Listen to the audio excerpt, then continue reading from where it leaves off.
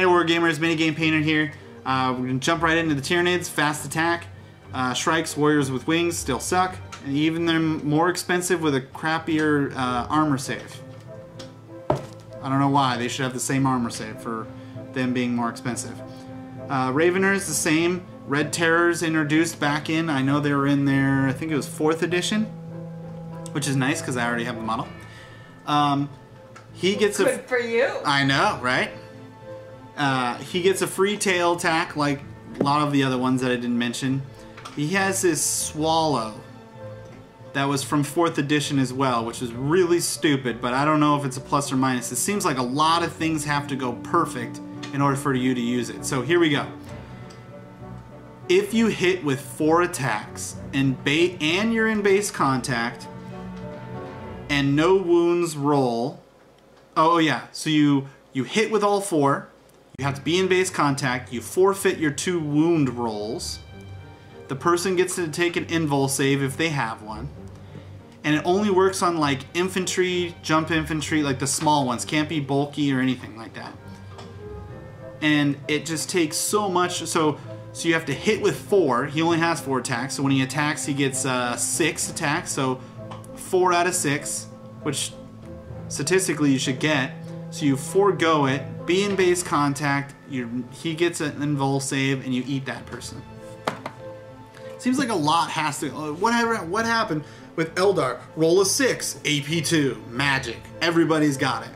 Almost everybody's got it. Stupid.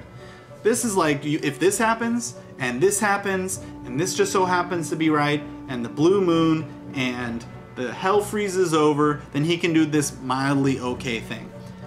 And it doesn't look like he has 2 pairs of scything talons. It doesn't look like he can upgrade to Rendiclaws, which is kind of lame. I'd rather have another Ravener with that. His leadership's better, so they kind of force you into having him, and he's not Synapse. I don't think he's that great. Oh, he's character, so that means they can challenge him. Not great. Not to mention, he's 85 points. A normal Ravener is 30 points. 85, and he doesn't even do anything that great. He has 1 extra attack, 2 extra leadership, 1 extra weapon skill. He can be challenged. He's not helpful at all unless he's out of, unless you guys are out of Synapse, and then he might save your butt. But other than that, Red Terror, you suck. Anyways, moving on. The flying Raveners or Rippers, useless. No reason to have them. Go ahead and throw all your Ripper swarms away. No reason in having them. Gargoyles. Now,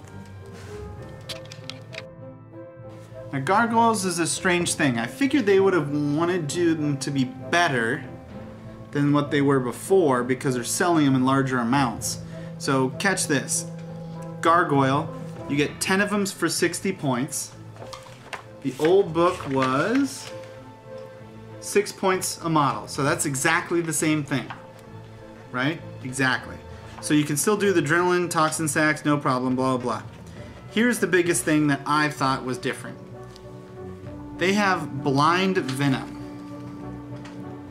which before, if on roll to hit on a 6, you automatically got a wound, which was pretty awesome, especially for big guys. And here's what they have now.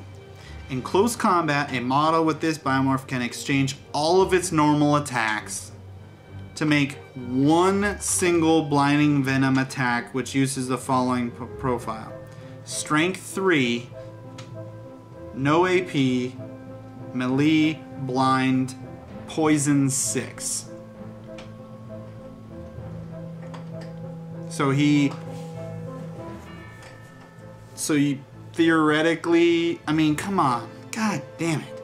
So they went from having 2 attacks on the charge, where 6 is wounded automatically, which Wraith Knight, that would have been awesome to just swarm a whole bunch of these guys into the Wraith Knight, to now poison plus 6. So a 6, granted that you have the opportunity to hurt him, but you're most likely going to hit on 4s, and then you have to roll a 6 to do anything.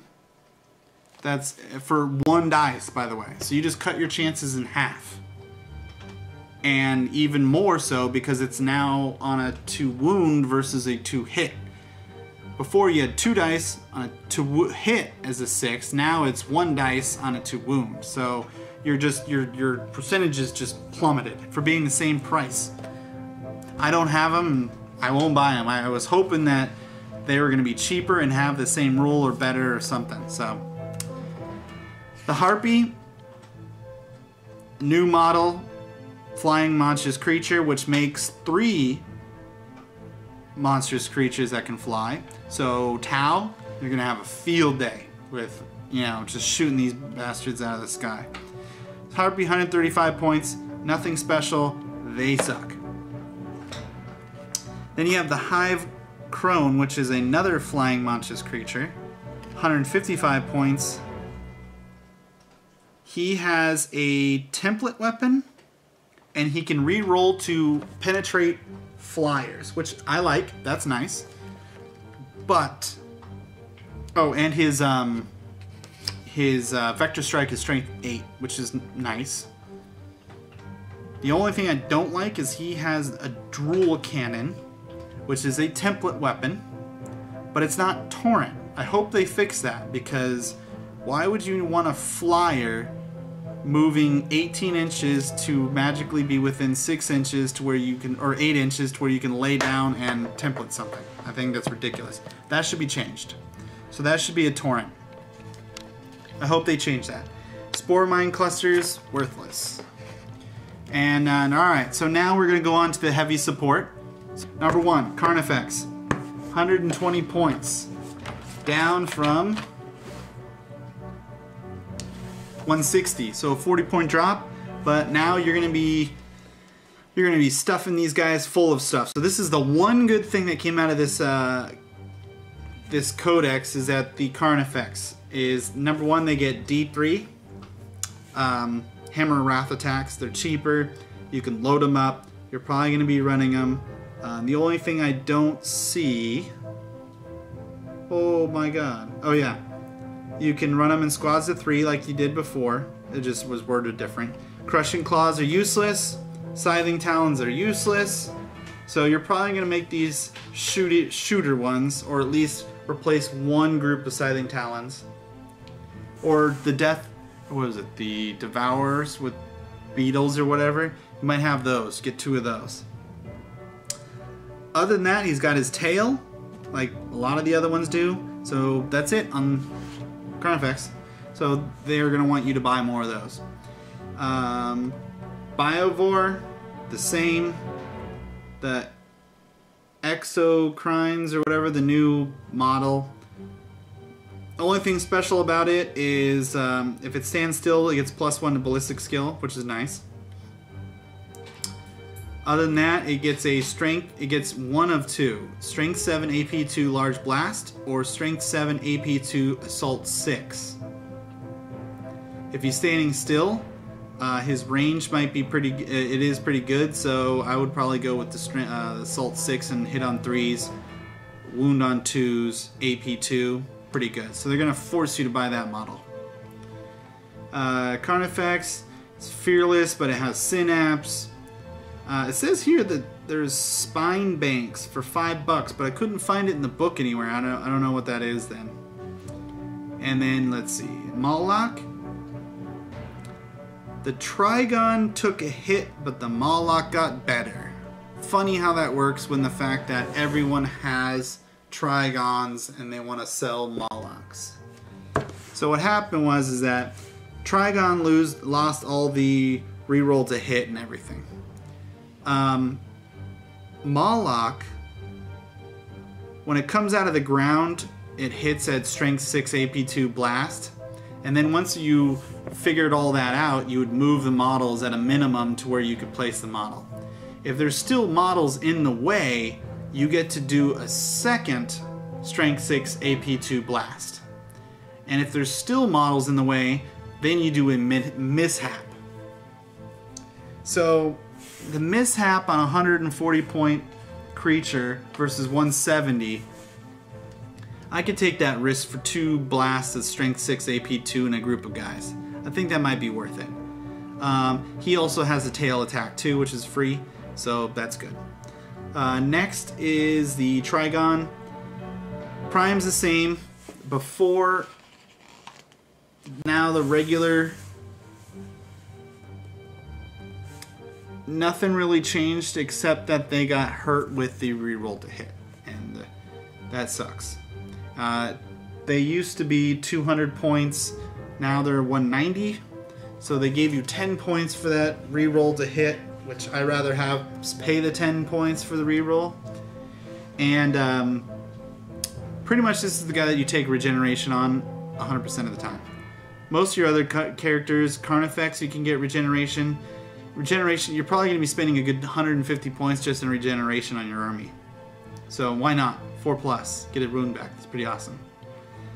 So, that being said, Tyrannifexes. The guy that rarely got used before is going to be the new hot ticket. So the Tyrannifex is 175 points versus 250. So it drops 75 points. And here are the good things is, number one, you can still have your Torrent Flamer. Even if you swapped out for a bigger gun, you used to get rid of the Torrent Flamer. If you swap out the bigger gun, you get rid of the Torrent, but you still have access to Flamers. So you can still move up, shoot your gun, and then still lay down a Flamer. And they have various ones that do different things, but they're strength, heavy or light Flamers. The Hive Boar was, 10 points. Now it's 5, so they made it cheaper. Rupture Cannon is 30. It used to be 15. And is it still 10? 48-inch strength 10, AP 4, assault 2. So that's still the same, but they double the price for some reason. They just don't want Tyranids to have any anti-tank unless you're like right up on them, which is stupid. So those are the heavy support. I'm not too happy. The Prime is 230 versus the Prime being 240. He has the tail. I don't know. I mean, I still have to do some play testing on these guys.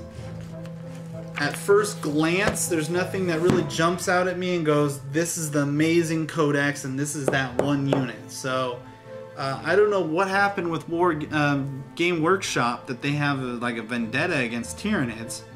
But they could have really, this is like the one alien, the true alien, can't communicate with them type of race that they could have really made creative. Many things that they could have done to make it at least competitive. Right now, this is not a competitive, this is not a tournament. This is a fun for the fluff and the big monstrous creatures that are useless and that aren't very tough. They're big but weak. I don't know. So, this is my thoughts on the Tyranids Codex. I will continue to play them, and we'll give you feedback as we go along. My Tervagons are pretty much nerfed. That's number 1 on the list. Tervagons are gone.